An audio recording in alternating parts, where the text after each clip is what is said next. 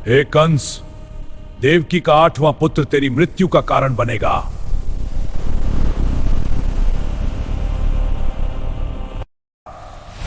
कंस ने देवकी और वसुदेव को कैद कर लिया और एक एक करके उनके 6 पुत्रों को मार डाला।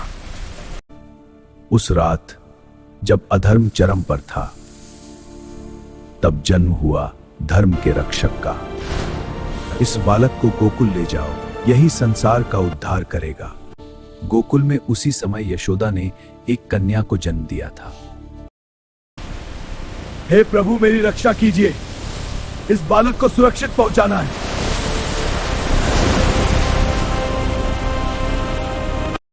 प्रभु,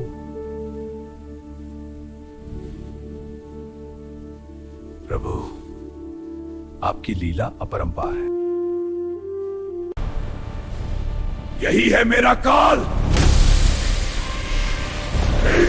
हे मूर्ख कंस, तेरा काल जन्म ले चुका है, वह कहीं और है।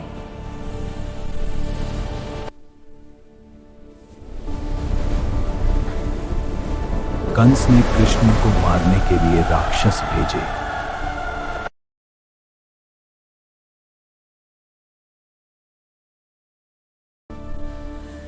ये क्या हो रहा है? जो भगवान को नुकसान पहुंचाने आए, उनका अंत निश्चित है। भगवान अपने भक्तों की हमेशा रक्षा करते हैं।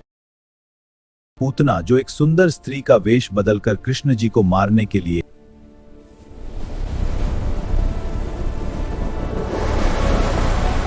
यमुना नदी में कालिया नाग का आतंक था।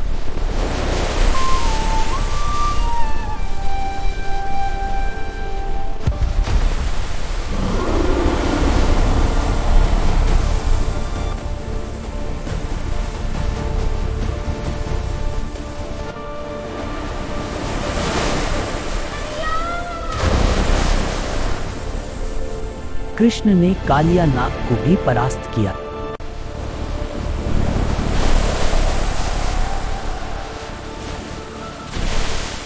और गोकुल को हर संकट से बचाया।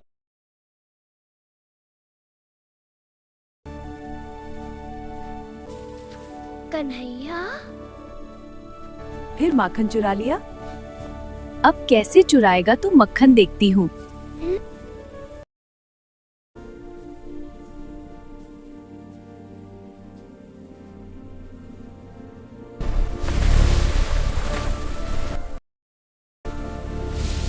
इंद्र नहीं, हमें प्रकृति का धन्यवाद करना चाहिए।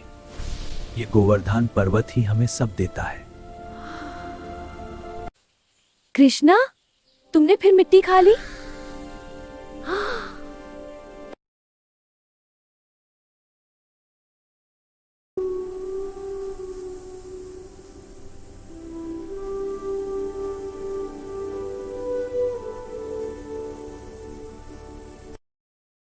कृष्णा की बंसुरी सिर्फ संगीत नहीं है, वो दिल को भगवान से जोड़ने का रास्ता है। ये सिर्फ नृत्य नहीं था, ये आत्मा और परमात्मा का मिलाद दिलाती है कि जब भक्ति सच्ची हो तो भगवान खुद हमें अपनी तरफ खींच लेते हैं। समय बीत चुका था और कंस को अब अपने अंत का भय सताने लगा था।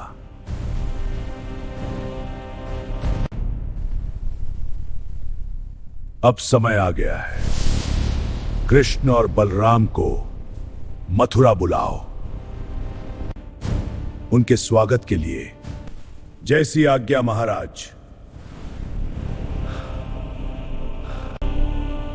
अक्रूर, उन्हें सम्मान से यहां लेकर आओ।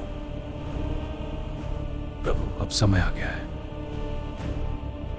कंस ने चाल तो चल दी थी, पर उसे नहीं पता था कि वह अपने अंत को स्वयं बुला रहा है। मंत्रियों और सेनापतियों, मेरी आज्ञा है कि कृष्ण और बलराम को तुरंत पकड़कर मेरे समक्ष लाओ। ठीक है, योजना के अनुसार वे मारे जाएंगे और मेरा सिंहासन सदा के लिए अटल रहेगा। पहले कोल्यापीड़ हाथी, फिर मलमल युद्धी, और अंत में मैं स्वयं। जिसे रोकने के लिए भेजा गया था, वही उनके मार्ग का पहला कदम बन गया।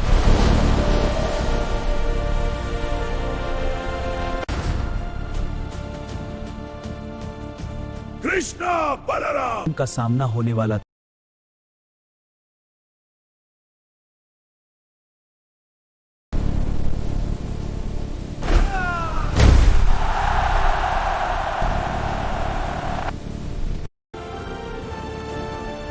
लेकिन एक कर्तव्य अभी बाकी था, अपने माता पिता को मुक्त करना।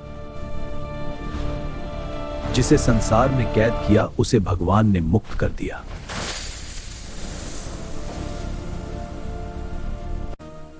माता पिता, अब कोई बंधन नहीं।